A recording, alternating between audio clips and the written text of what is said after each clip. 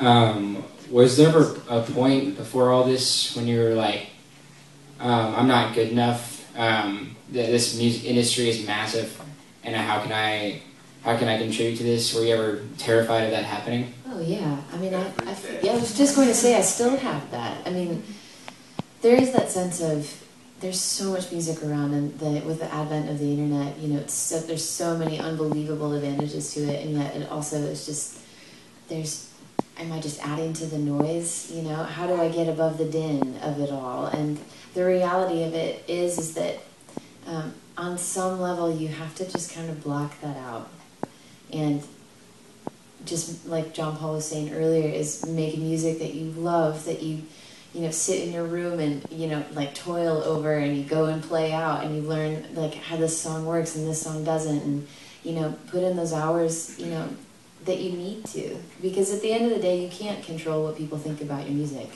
You cannot control people's opinions, and they'll change with the wind as well. So you have to have a true north about you that doesn't need to be prideful in nature. You know, it doesn't need to be like, people need to hear my music, so I'm awesome, because I don't feel like anybody in their right mind really feels like, you guys have to hear my music. You know, if anything, it's like, this is music is meant to be shared.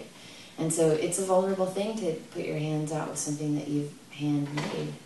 But there's a beauty to that, and a strength in that, as you continue to do that night after night or day after day.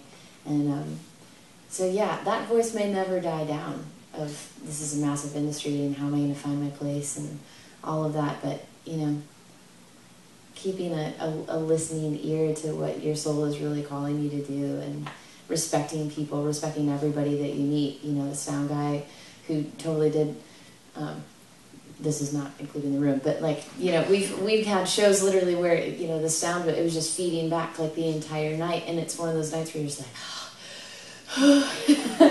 but be kind to people that you meet, because every person matters, and every person is, you know, a part of the story along the way, and you matter, and what you have to say matters. So we're all in it together, and I think if we can keep that mindset that we're all trying to create something that can speak and that can breathe, you know, that's a whole different kind of mindset than that sense of feeling overwhelmed, maybe.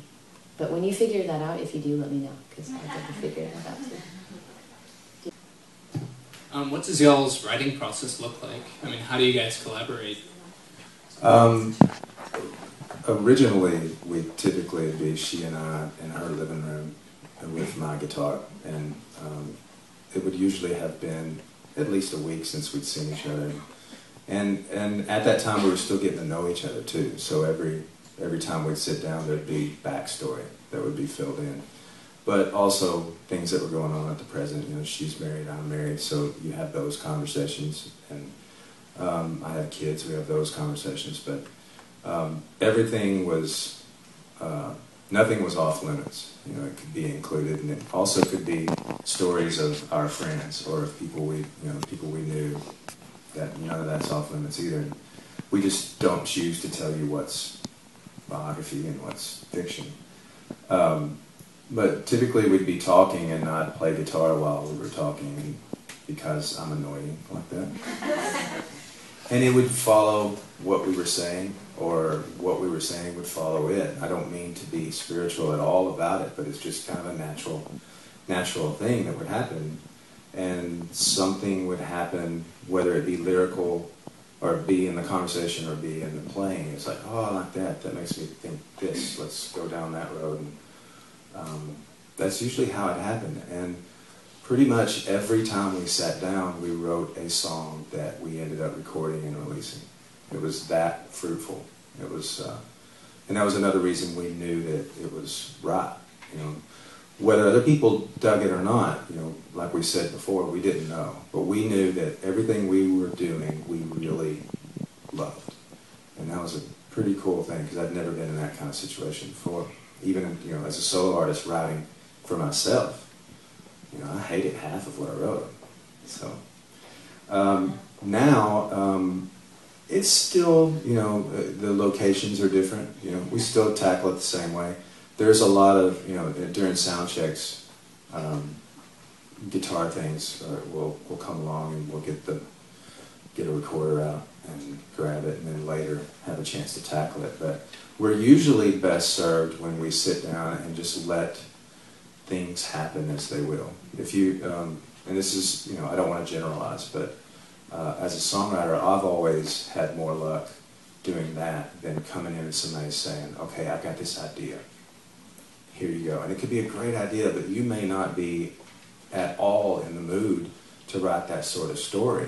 That I've got this tearjerker idea, and it may not be the day for that. So we usually try to just follow our nose, and whatever comes out is going to be a lot stronger than if we come in and say, I have this general theme for a song, and then we force ourselves through it.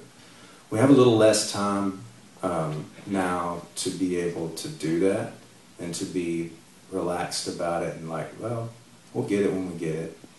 And we have a finite amount of time now. But as we said before, we've done it for a long time, so we're pretty good at, we've gotten past that learning curve. And also, we're in a place now that we know who we are a lot better than we did. A lot of our writing process was us figuring out just what this thing was.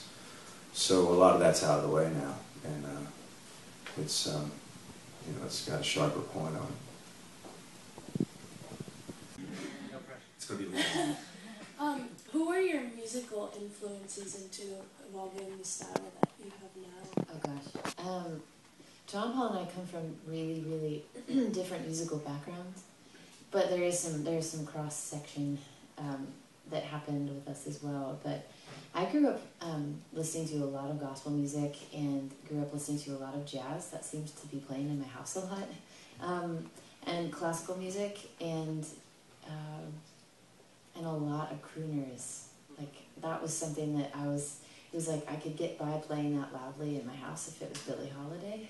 So I grew up listening to a lot of Billie Holiday and like Frank Sinatra and Etta James and Nina Simone and things like that. And then growing up in California, I listened to a lot of Beach Boys just because it's everywhere all the time. And my mom was a big fan of the Carpenters. These are all like way back in the... But I still love all of that music. And then, as I got more control over the radio dial, it ended up being like those big vocalists in the era that I was in high school that will remain nameless at this point in time. But I mean, on top of that though too, I was immersing myself in I was finding things here and there. I was finding Janis Joplin, I was finding Jimi Hendrix, I was finding, I did find Metallica. I wouldn't say that really played into our sound, however, but second record. Honestly, I mean, to me, if I had to summarize it into genres, it would be pop and jazz would probably be what I bring to the table. And JP can fill you in on the rest of the musical half of the city. Well, it's probably obvious that I was raised more with country music and folk music and gospel music too. We both have a lot of pop music in our background because my parents got disillusioned with music around the late 70s. Dad's a huge country music fan, but he hated the urban country movement, Kenny Rogers and Barbara Mandrell and all that stuff, which I have a soft spot for, but he liked traditional country music, so he just turned the radio off. He got disillusioned with rock music once arena rock came in, so he just stopped. He just kept listening. He was just stuck in time. And Mom was never a huge music fan. She had a lot of the crooner stuff too, but so she'd get in the car and she'd just turn it on top 40 radio. That's what we'd hear every day. Or I'd hear my dad's country records, which I guess kind of makes sense with this band. Yeah, but big rock and roll fan, big hard rock fan, metal fan, all that. I mean, I'm a child of the 80s, so the bigger the hair, the more I loved it.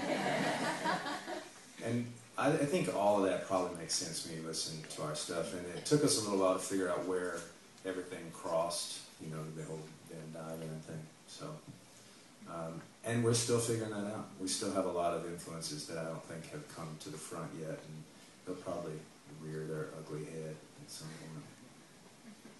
Thank you, guys. Thanks, guys.